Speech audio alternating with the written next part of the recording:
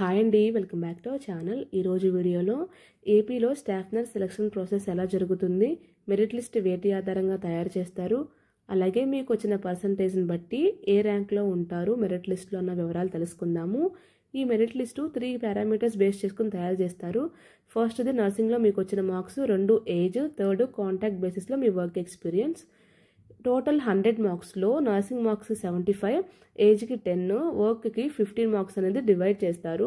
First parameter నర్సింగ్లో మీకు వచ్చిన marks నుంచి 75% దానికి ఎలా అలొకేట్ చేస్తారో తెలుసుకుందాం. దీనికోసం ముందుగా నర్సింగ్లో టోటల్ మార్క్స్ అనేవి ఎంతో మనం తెలుసుకోవాలి. బీఎస్సీ నర్సింగ్లో 4 ఇయర్స్కి కలిపి టోటల్ మార్క్స్ 2700, జిఎన్ఎంకు 3 ఇయర్స్ కలిపి టోటల్ మార్క్స్ 1900. దీని గురించి ఏమైనా డౌట్ ఉంటే మన ఛానల్లో వీడియో ఉంది, ఒకసారి చూడండి. సో బీఎస్సీ నర్సింగ్ చేసిన ఒక స్టూడెంట్కి 2700కి 1692 మార్క్స్ వచ్చినట్లయితే అతను ఎలా క్యాలిక్యులేట్ చేసుకోవాలి ఇప్పుడు చూద్దాము. 1692 అంటే అతనికి వచ్చిన marks divide by total marks 2700 into 100 చేసినట్లయితే వచ్చే పర్సంటేజ్ అతనికి నర్సింగ్లో వచ్చిన పర్సంటేజ్. ఈ రిక్రూట్మెంట్లో వాళ్ళు 75% మాత్రమే తీస్తున్నారు కాబట్టి అతనికి వచ్చిన మార్క్స్ 1692 బై 2700 ఇంటూ 75 చేసినట్లయితే 60% వచ్చింది.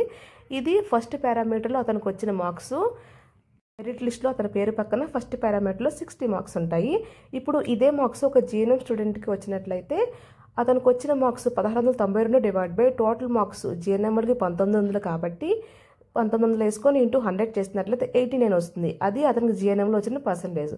కానీ ఇప్పుడు దాన్ని 75కి కన్వర్ట్ చేయాలి కాబట్టి 100 బదులు 75 వేసి క్యాలిక్యులేట్ చేస్తే 66 వస్తుంది.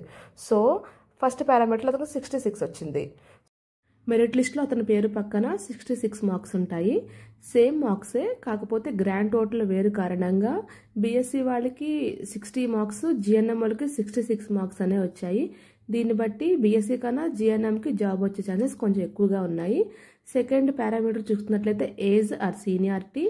నర్సింగ్ కంప్లీట్ అయిపోయిన ఇయర్ నుంచి ఒక్కొక్క సంవత్సరానికి ఒక్కొక్క మార్క్ అనేది కలుస్తుంది. ఈ మార్క్స్ అనేవి 10 మార్క్స్ వరకు మాత్రమే కలుపుతారు. ఫర్ ఎగ్జాంపుల్ 2023లో పాస్ అవుట్ అయిన వాళ్ళకి 1 మార్క్ కలుస్తుంది. 2014లో పాస్ అయిన వాళ్ళకి 10 ఇయర్స్ కంప్లీట్ అయిపోతాయి కాబట్టి 10 మార్క్స్ కలుస్తాయి.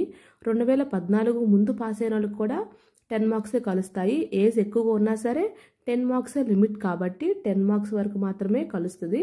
ఇది ఏజ్కి సంబంధించిన పారామీటర్. ఏజ్కి తగ్గట్టు వాళ్ళ మెరిట్ లిస్ట్లో మార్క్స్ కలుస్తాయి.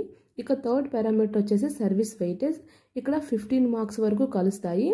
ప్రైవేట్ హాస్పిటల్లో ఎన్ని ఇయర్స్ ఎక్స్పీరియన్స్ ఉన్నా సరే ఆ వెయిటేజ్ దీనికి కలవదు. ఓన్లీ గవర్నమెంట్లో కాంట్రాక్ట్లో కానీ, అవుట్సోర్సింగ్లో కానీ, హనరేన్ బేసిస్లో కానీ కోవిడ్లో చేసిన వరకు మాత్రమే ఈ వెయిటేజ్ వర్తిస్తుంది.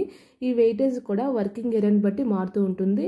ట్రైబల్ ఏరియాలో 6 మంత్స్కి 2.5 మార్క్స్, రూరల్ ఏరియాలో 6 మంత్స్కి 2 మార్క్స్, అర్బన్ ఏరియాలో 1 మార్క్ అనేది కలుస్తుంది. ఇలా ఏరియాని బట్టి కూడా ఈ వెయిటేజ్ అనేది డిఫరెంట్గా ఉంటుంది.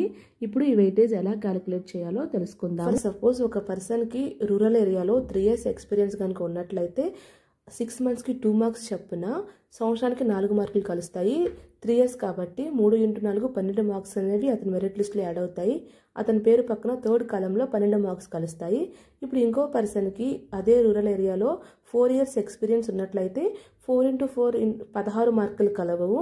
ఈ సర్వీస్ వెయిటేజ్ మార్క్స్ లిమిట్ వచ్చేసి 15 మార్క్స్ మాత్రమే కలుస్తాయి. ఎక్కువ మార్క్స్ వచ్చినా సరే 15 మార్క్సే కలుస్తాయి. ఈ ఎక్స్పీరియన్స్ కనుక బిలో 6 మంత్స్ ఉన్నట్లయితే ఆ మార్క్స్ మాత్రం యాడ్ అవ్వవు. సో ఇప్పుడు థర్డ్ పారామీటర్స్ వరుసగా చూసుకున్నట్లయితే ఫస్ట్ పారామీటర్లో 60, సెకండ్ పారామీటర్లో 10, థర్డ్ పారామీటర్లో 4 మార్క్స్ని కలిస్తే అతనికి 74% అని వస్తుంది. మెరిట్ లిస్ట్లో అతని పేరు పక్కన 74% అని కనిపిస్తుంది. ఇప్పుడు ఇతనికి వచ్చిన పర్సంటేజ్ ప్రకారము మెరిట్ లిస్ట్లో అతను ఎంత ర్యాంక్లో ఉండొచ్చో ఒకసారి తెలుసు. 80 కన్నా ఎక్కువగా ఉంటే 10th ర్యాంక్ లోపే ఉండొచ్చు. పర్సంటేజ్ 70 నుంచి 80 లోపు ఉంటే 110, 150 ర్యాంక్ లోపు ఉండొచ్చు. పర్సంటేజ్ 60 నుంచి 70 లోపల ఉన్నట్లయితే 1000, 1500 ర్యాంక్ దాకా ఉండొచ్చు. పర్సంటేజ్ అనేది 50 కన్నా తక్కువగా ఉంటే 2000, 3000 ర్యాంక్ దాకా కూడా వెళ్ళొచ్చు.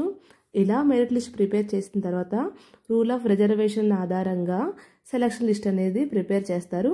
సో ఇక్కడితో ఈ వీడియో ఎండ్ చేస్తున్నాను. మీకు అర్థమైందని అనుకుంటున్నాను.